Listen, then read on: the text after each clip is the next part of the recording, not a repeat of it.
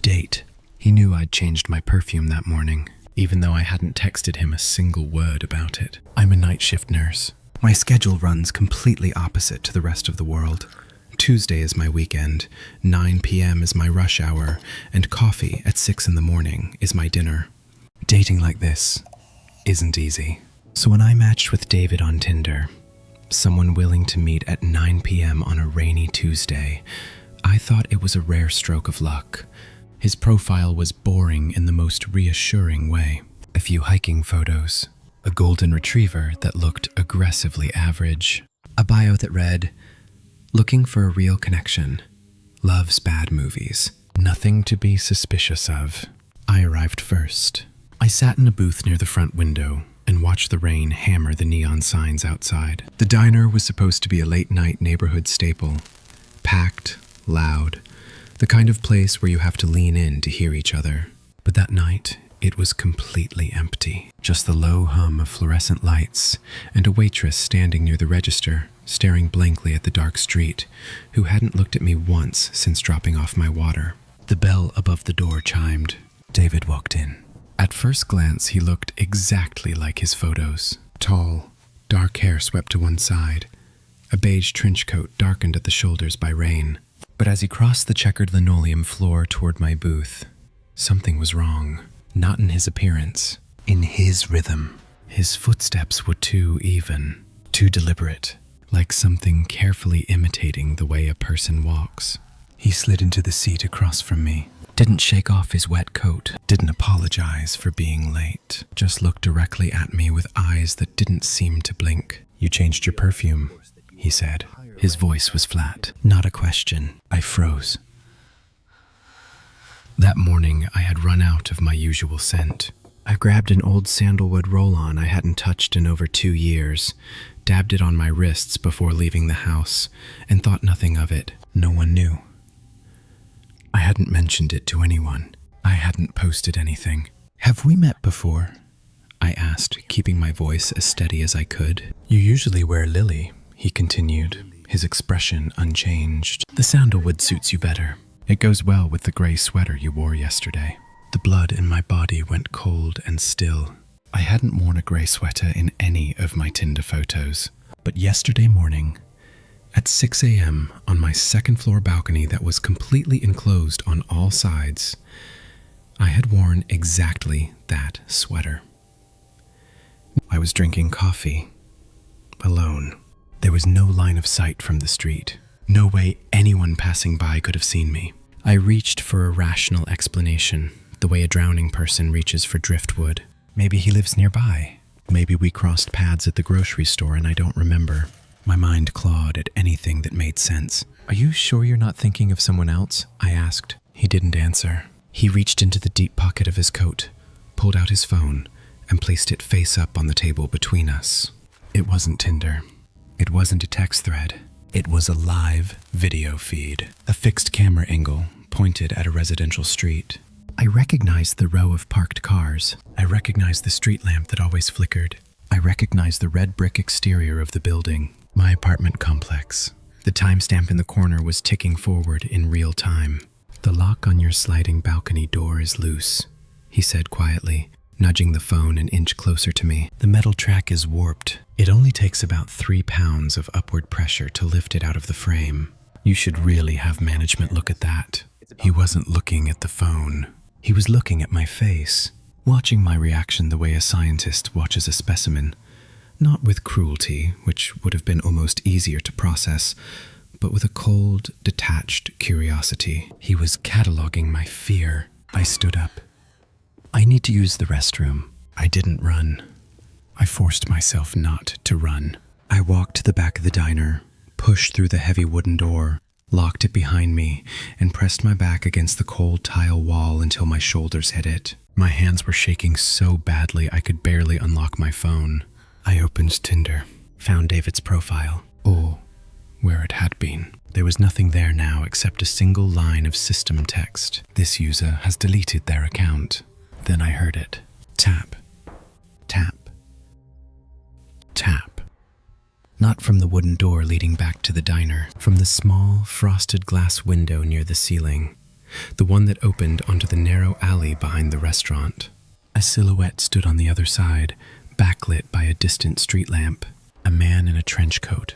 He had not gotten up from the booth and walked out to that alley in the few seconds it took me to reach the bathroom. That was physically impossible, but he was standing there. The silhouette slowly raised one hand. Through the thick, warped glass, I could see he was holding his phone up to the pane. The screen cast a pale, cold glow. I squinted at it, and then I understood. It was no longer the live stream of the street outside my apartment building. It was a live stream of the inside of the bathroom I was standing in. The camera angle came from above, fixed to the ceiling directly over the stalls, and in that small glowing screen, I could see myself standing exactly where I was, staring back at him through the window. He was watching me watch him. The loop closed completely around me. I opened the door and ran. I don't remember crossing the dining room. I only remember the cold rain hitting my face when I slammed through the front doors. Remember my fingers fumbling so badly I nearly couldn't get the key into the ignition. Remember the smell of warm plastic from the steering wheel as I hit the door lock from the inside. When I reversed out of the parking lot, my headlights swept across the mouth of the alley beside the diner. David was standing there, in the rain, not chasing me, not hiding, just standing perfectly still with his hands folded in front of him, that same frozen smile on his face. As my car pulled away, he raised one hand and waved, slow, stiff, utterly without humanity. I drove straight to the police station. I didn't go home for 3 days. When officers finally agreed to check my apartment, the front door was locked and undisturbed. But when they stepped out onto the balcony, the sliding glass door was wide open. The metal frame had been lifted clean out of its track, and sitting in the exact center of my bed was a small glass bottle, a roll-on perfume, sandalwood. The loop of Route 119. I drove on that road for 2 hours, but when I finally got out, the GPS showed I hadn't moved a single meter. I'm a freelance graphic designer. 90% of my life is screens, air conditioning, and silence. So when Chloe, a girl I matched with on Tinder, messaged me saying she was throwing a late-night bonfire party at her family's cabin by a lake outside the city, I said yes almost immediately. Not because I particularly love bonfires, but because I hadn't spoken to another human being in person for 11 days. She sent simple directions. Take Route 119, find mile marker 42, turn right onto the dirt road, follow it straight to the lake, straightforward. GPS said 45 minutes. I left my apartment at 10 p.m. New moon. No light anywhere except the 2 sharp cones of my headlights cutting into the dark. The first 30 minutes were normal. Then the radio died. Not the usual way a signal fades. Not the scattered hiss you hear when you drive through a tunnel. This was a low, dense hum, rhythmic and steady, like something breathing at the bottom of deep water. I turned the radio off. The silence that rushed in was somehow heavier than the sound had been. I cracked the window to get some air. What came in wasn't the smell of a forest at night. It was stagnant water, rotting wood, the smell of a swamp that had been sitting in the sun for centuries. I rolled the window back up immediately. The GPS on my phone had frozen. The little blue arrow representing my car sat completely still in the middle of a gray, featureless void. Estimated arrival, 10:45 p.m. I looked at the clock on my dashboard, 11:30 p.m. Just a dead zone, I told myself. My own voice sounded strange in the cabin, small and thin, like the air around me was absorbing it before it could travel. 10 minutes later, my headlights caught a reflective green sign on the shoulder, mile marker 42. I exhaled, slowed down, swept my eyes along the dark tree line. The dirt road was there, narrow, muddy, pressed in on both sides by trees so close they formed a living tunnel. I turned in. Branches scraped against both sides of the car like bony fingers dragging across sheet metal. I hunched forward over the wheel, eyes straining through the darkness for firelight, for silhouettes, for any sign of life. There was nothing, just trees. The same trees, repeating, as if someone had copy-pasted the same stretch of forest in an endless loop, and I was driving through it on a track that never ended. 20 minutes passed like that. Then my phone buzzed. A text message. "Can you see my headlights yet? Keep coming." I stared at the screen. Then I looked at the signal bars in the corner. 0. No service.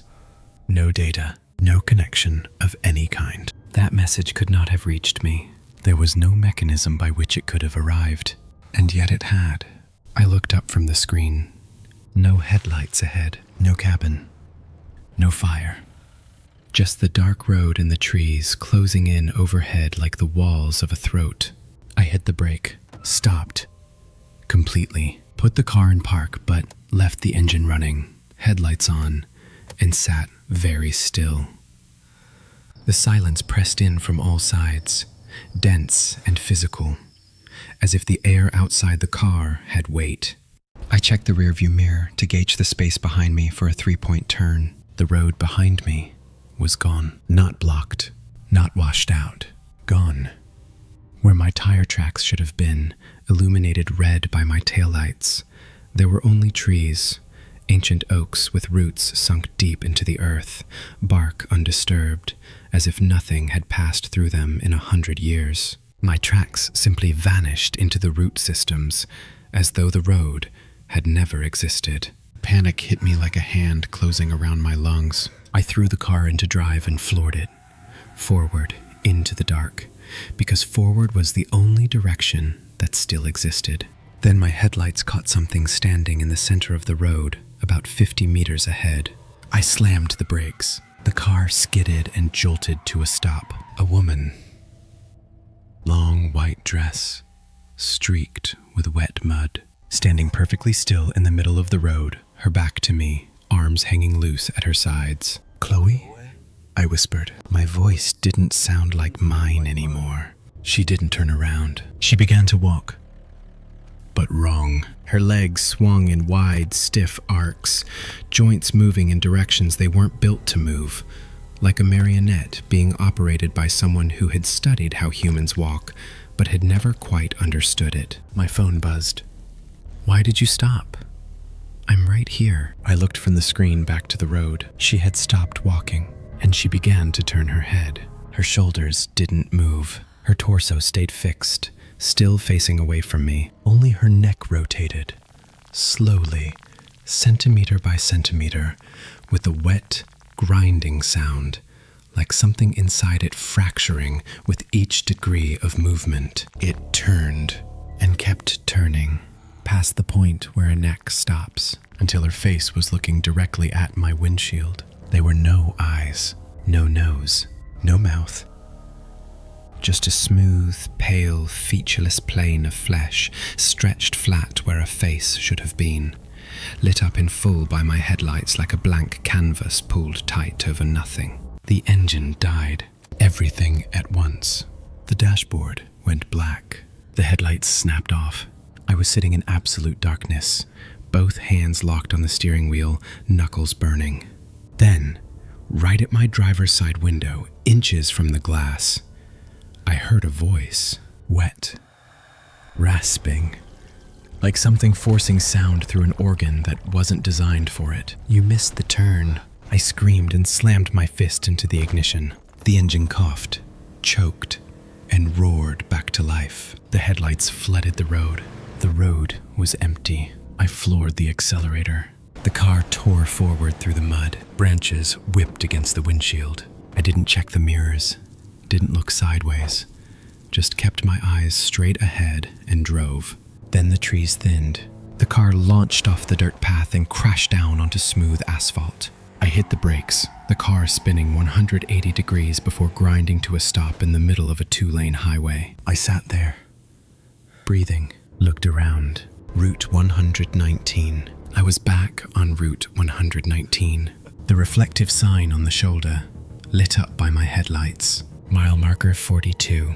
My phone flickered back to life. Full signal. The GPS reoriented itself, recalculating, drawing the familiar map around me. I looked at the clock on the dashboard. 4:15 a.m. I had been on that dirt road for 5 hours. I drove back to the city without stopping once. I blocked Chloe's number, deleted the app, and I have not driven outside the city limits alone at night since. Not a single time. But sometimes, when I'm driving alone after dark, the radio cuts out without warning, and that low, rhythmic hum fills the cabin again. When that happens, I grip the wheel tighter, and I keep my eyes straight ahead, and I never open the window. The architecture of deceit. Before I could even knock, I heard my own voice echoing from inside the house, saying the exact words I hadn't spoken yet. Julian met me for coffee midweek at a small cafe downtown. He worked in architectural restoration. Interesting enough to keep me engaged, ordinary enough not to raise any flags.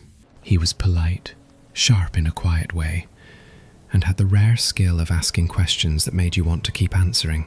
By the end of the evening, he had invited me to the historic townhouse he had just purchased in the old Northern District. A second date, cooking dinner together, a look at the renovation in progress. Normal. All of it, completely normal. I arrived on time, parked under a street lamp, and walked across a neatly trimmed lawn to the heavy oak front door. The neighborhood was quiet in the way only old streets are. Wind through the tree canopy, warm yellow light from neighboring windows, no foot traffic, no passing cars. I raised my hand and knocked 3 times, and before the sound of the third knock had finished fading, I heard my own voice coming from somewhere deep inside the house. "Oh, sorry I'm a little late. Traffic on the bridge was a nightmare." My voice, my exact cadence, the small, slightly nervous laugh I tack onto apologies without thinking, the one I don't even notice myself making. I stood frozen on the porch, my knuckles still resting against the wood. I hadn't said that. I hadn't said anything. That was the sentence I had been quietly rehearsing in my head on the drive over. The opener I had planned to use when he answered the door. The oak door unlatched with a heavy click and slowly swung inward on its own. The hallway beyond was completely dark. No lights, no movement. Only the low, steady hum of a refrigerator running somewhere deep in the house. I should have turned around. Every instinct I had was saying exactly that. But instead I called into the darkness. "Julian?" Silence. I pushed the door open wider and stepped inside. The air hit me immediately, colder than outside, and not the kind of cold that comes from air conditioning. It was the cold of a space that hadn't held a living person in a very long time. I reached for the light switch. A pale yellow bulb flickered on overhead, casting thin, sickly light down the length of the hallway. The hardwood floor was covered in a fine layer of white dust, smooth and undisturbed, almost undisturbed. One set of footprints led from the front door straight toward the kitchen at the end of the hall. A man's footprints, but the stride length was wrong. The spacing between each step was too great, as if whoever made them had legs that didn't correspond to a human body, or moved in a way that gravity didn't fully apply to. My phone buzzed. A message from Julian. "Julian, I'm upstairs. Come see the master bedroom. Just finished the renovations." I looked up at the curved staircase leading into the darkness of the second floor. The dust on every single step was completely untouched. No footprints going up, none coming down. That feeling, the specific feeling when your brain registers that the things happening around you cannot all exist inside the same reality, isn't panic. It's colder than panic, heavier. It's the feeling of the floor slowly tilting beneath you before you've had time to fall. "Julian," I called toward the staircase. "I'll just wait down here." The response came instantly, not from upstairs, from the end of the hallway, from the kitchen. "I'm upstairs. Come see the master bedroom. Just finished the renovations." Julian's voice, but completely flat.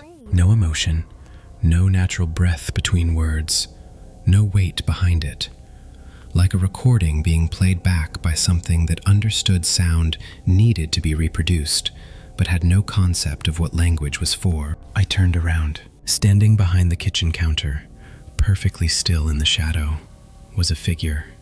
It was wearing the exact outfit from Julian's profile photos. A dark navy sweater, tan slacks, but the proportions were entirely wrong. The shoulders were too wide. Hunched forward at an angle shoulders aren't built to hold. The arms hung far below the knees, ending in long, pale hands laid flat against the marble countertop. I couldn't see its face in the shadows, but I could hear it breathing. Who are you? A wet, rattling, labored inhalation, like a broken bellows dragging air through a narrowing gap. "What are you?" I whispered. It didn't move, but its jaw dropped. Not the way a mouth opens, but the way a joint gives out. A dry pop. The lower jaw swinging loose and hanging wrong. And from the dark space that opened up, my own voice poured out. "Oh, sorry I'm a little late. Traffic on the bridge was a nightmare." The same sentence, the same nervous laugh at the end. Then it began to move over the counter, not around it, over it. It placed both hands on the marble surface and dragged its body across, joints firing in sequence, shoulders, elbows, hips, knees, each one cracking loudly in the silence of the house, in the wrong order, bending in the wrong directions, like a broken spider pulling itself out of a drain. The pale hands hit the floorboards and left dark, wet smears in the white dust as it came toward me. Something in me broke free. I turned and ran through the hallway, over the threshold, down the porch steps, across the lawn. Behind me I could hear those joints, the rapid, rhythmic cracking of something heavy moving fast in a way that had nothing to do with how living things are supposed to move. I didn't look back. I threw myself into the car, locked the doors, and spent 15 seconds fumbling the key into the ignition with hands I couldn't stop shaking. I sat there, gasping, staring at the oak door still hanging wide open. A dark rectangle cut into the beautiful brick face of the house under the amber streetlight. My phone buzzed. 3 messages in quick succession from Julian. "Why did you leave?" "The door is still open. I left the door open for you." I looked up from the screen. In the open doorway, 2 long, pale hands were slowly gripping the wooden frame from the inside. A shape was pulling itself out of the darkness, its head tilting at an angle a neck cannot tilt, its eyes, if they were eyes, fixed directly on my car. I put the car in drive and floored it, running 3 red lights before I pulled into the bright parking lot of a 24-hour police precinct. The officers took my statement. They drove out to the address I gave them. When they came back, they looked at me with an expression caught somewhere between confusion and pity. The house at that address had been vacant for 6 years, foreclosed by the bank, padlocked shut from the outside. No white dust, no marble kitchen counter, and according to the property records, no architect named Julian had ever lived anywhere in that city. I still have the text messages on my phone. The timestamps place them at the exact minutes I was sitting in my car outside that house. I look at them sometimes, when I can't sleep. When I'm lying still in the dark, listening to my own floorboards settle. The only question I can't answer, the one that doesn't let me rest, is how something learned the sound of my voice before I had ever opened my mouth, and how long it had been listening before we matched.